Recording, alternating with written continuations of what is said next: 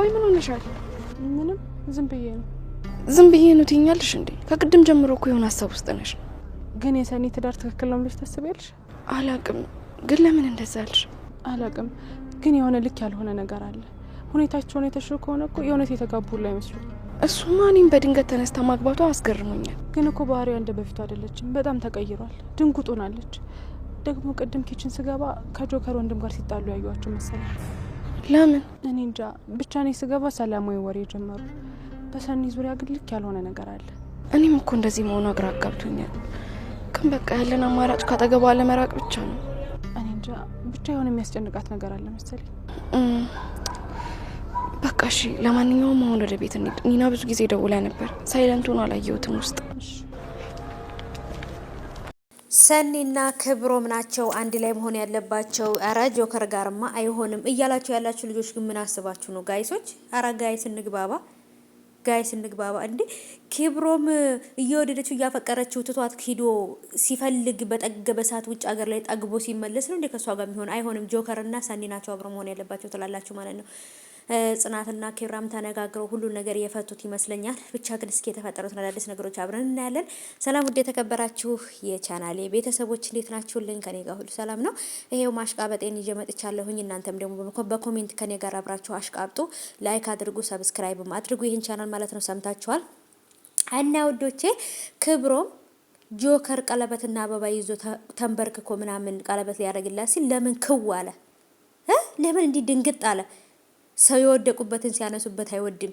እሱ በጣላት ቦታ ላይ ሊያገኛት ነበር ተመልሶ የመጣው። ግን እሷ ህይወቷ በጣም ተስተካክሎ ነበር፣ አሪፍ ላይ ነበረች፣ ተረጋግታ ነበር። ግን ደግሞ እንግዲህ ስዊድ አግቷት በነበረበት ሰዓት ላይ ወይንም የነኪራን በነገራችን ላይ ሰኒ እንደዚህ እየሆነች ያለችው በነኪራ የቤት ካርታ ምክንያት እንደሆነ ታውቃላችሁ ቤተሰቦች።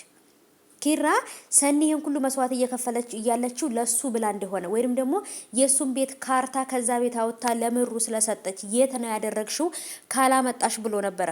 ሚስጥሩንም ስላወቀች ደግሞ ይሄን ሚስጥር ታወጣብናለች ብሎ ስለፈሩ ነበረ ስዊድ አግቷት የነበረው ማለት ነው። እንግዲህ ስዊድ ከጆከር ነው እንግዲህ ጆከር ከስዊድ ነው ያስመልጣት ማለት ነው። እና ስዊድ በህይወት እንዳለ እናውቃለን። ግን ደግሞ ስዊድ ነው ሰኒን ለማግባት የሚፈልገው።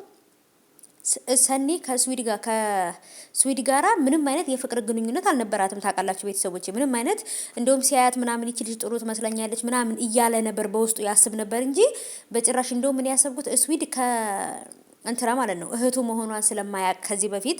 አሁን ላይ ግን እህቱ እንደሆነች አውቋል ኪያ ማለት ነው። እንደውም ኪያ ጋር ነበር ትንሽ የማይግባቡት የነበረው እና ከባድ ነው።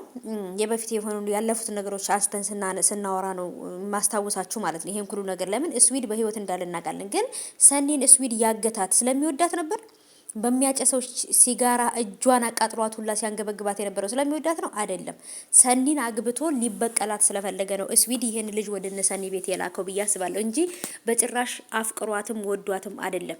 ስዊድ የሚያፈቅርና የሚወድ ልብ ያለው ሰው አይደለም። ምክንያቱም ለበቀል ነው እዚህ ቤት የመጣው። ግን ያ ነገር አልተሳካለትም።